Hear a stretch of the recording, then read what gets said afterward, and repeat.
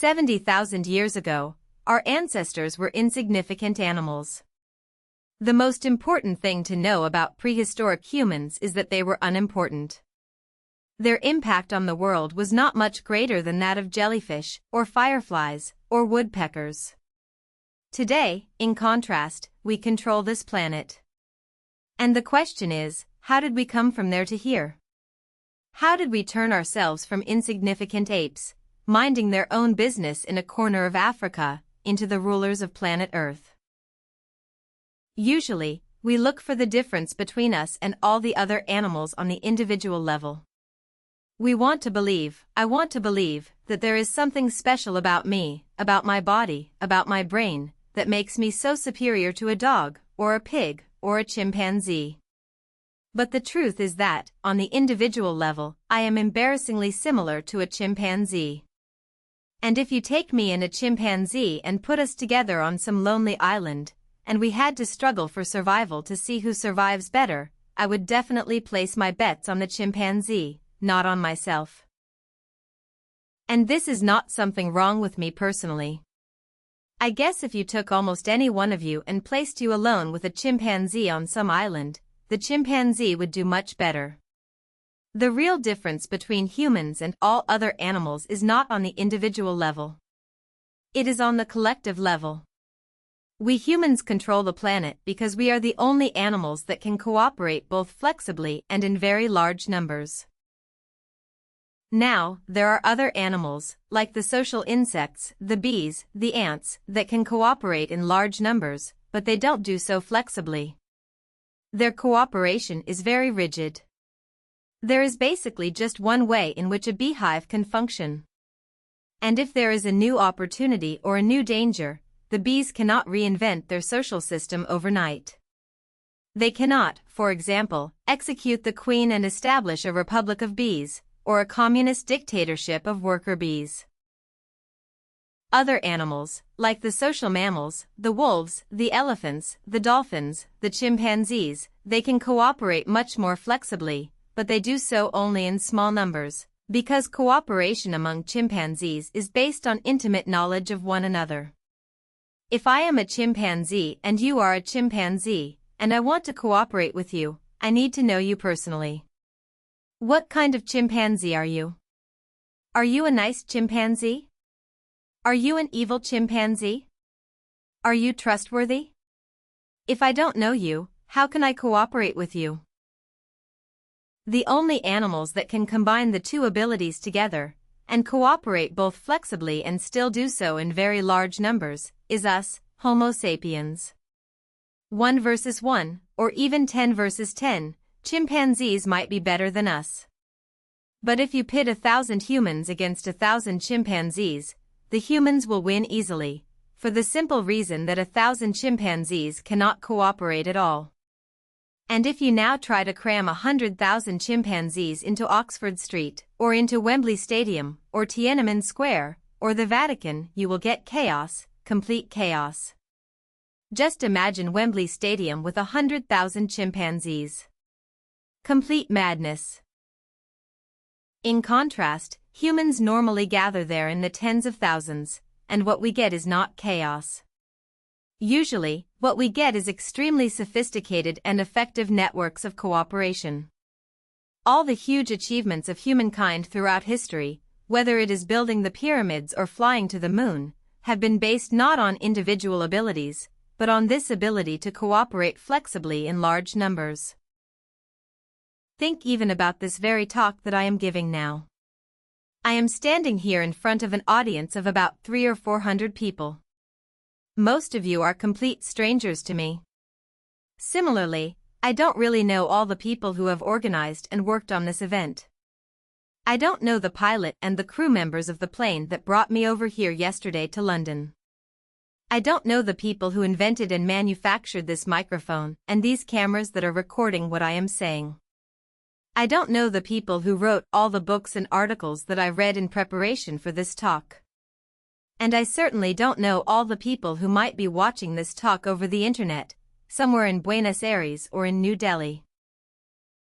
Nevertheless, even though we don't know each other, we can work together to create this global exchange of ideas. This is something chimpanzees cannot do. They communicate, of course, but you will never catch a chimpanzee traveling to some distant chimpanzee band to give them a talk about bananas, or about elephants, or anything else that might interest chimpanzees. Now, cooperation is, of course, not always nice. All the horrible things humans have been doing throughout history, and we have been doing some very horrible things, all those things are also based on large-scale cooperation. Prisons are a system of cooperation. Slaughterhouses are a system of cooperation. Concentration camps are a system of cooperation. Chimpanzees don't have slaughterhouses and prisons and concentration camps. Now, suppose I have managed to convince you, perhaps, that yes, we control the world because we can cooperate flexibly in large numbers. The next question that immediately arises in the mind of an inquisitive listener is, how exactly do we do it? What enables us, alone of all the animals, to cooperate in such a way? The answer is our imagination. We can cooperate flexibly with countless numbers of strangers, because we alone, of all the animals on the planet, can create and believe fictional stories. And as long as everybody believes in the same fiction, everybody obeys and follows the same rules, the same norms, the same values. All other animals use their communication system only to describe reality. A chimpanzee may say, "Look, there is a lion, let's run away." Or, "Look, there is a banana tree over there, let's go and get bananas." Humans, in contrast, use their language not merely to describe reality, but also to create new realities, fictional realities. A human can say, "Look, there is a God above the clouds. And if you don't do what I tell you to do, then after you die, God will punish you and send you to hell. And if you all believe this story that I have invented, then you will follow the same norms and laws and values, and you can cooperate." This is something only humans can do. You can never convince a chimpanzee to give you a banana by promising him that after he dies, he will go to chimpanzee heaven and receive lots and lots of bananas for his good deeds. No chimpanzee will ever believe such a story.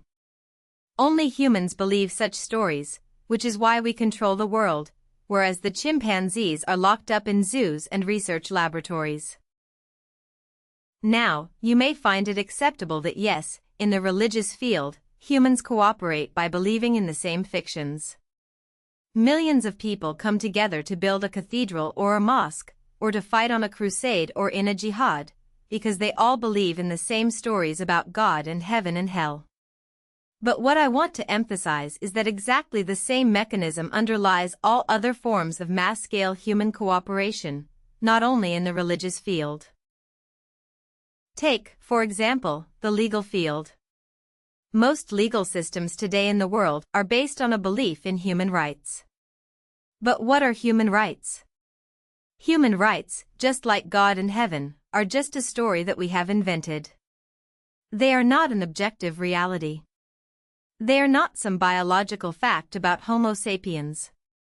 Take a human being, cut him open, look inside, and you will find the heart, the kidneys, neurons, hormones, DNA, but you won't find any rights.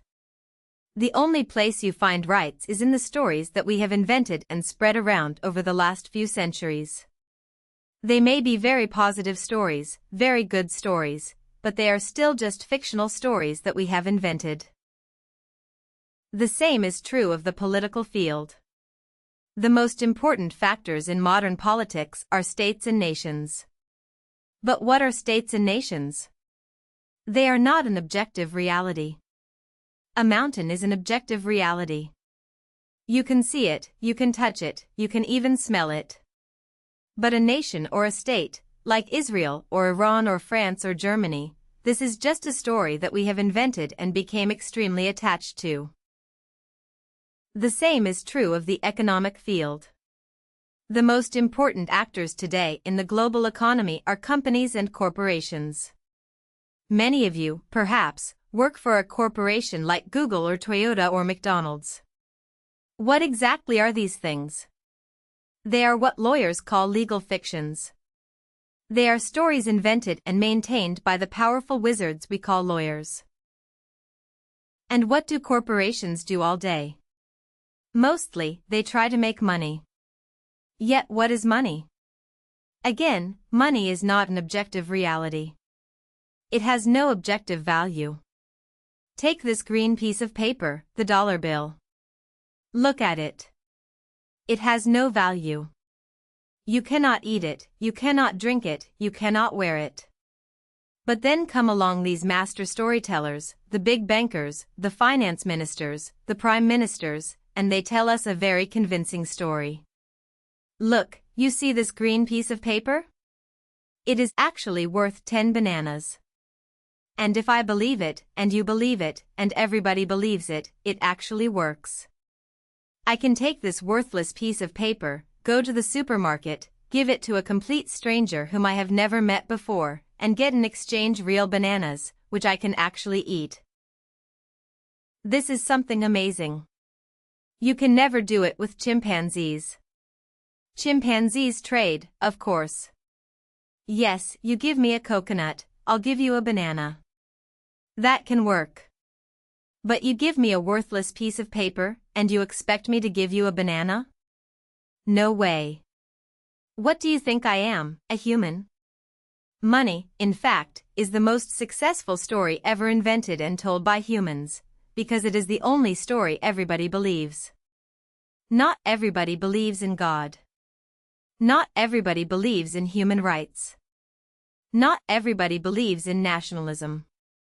But everybody believes in money, and in the dollar bill. Take even Osama bin Laden. He hated American politics and American religion and American culture, but he had no objection to American dollars. He was quite fond of them, actually. To conclude, then, we humans control the world because we live in a dual reality. All other animals live in an objective reality. Their reality consists of objective entities, like rivers and trees and lions and elephants. We humans, we also live in an objective reality. In our world, too, there are rivers and trees and lions and elephants. But over the centuries, we have constructed on top of this objective reality a second layer of fictional reality, a reality made of fictional entities, like nations, like gods, like money, like corporations. And what is amazing is that, as history unfolded, this fictional reality became more and more powerful, so that today, the most powerful forces in the world are these fictional entities. Today, the very survival of rivers and trees and lions and elephants depends on the decisions and wishes of fictional entities like the United States, like Google, like the World Bank, entities that exist only in our own imagination. Thank you.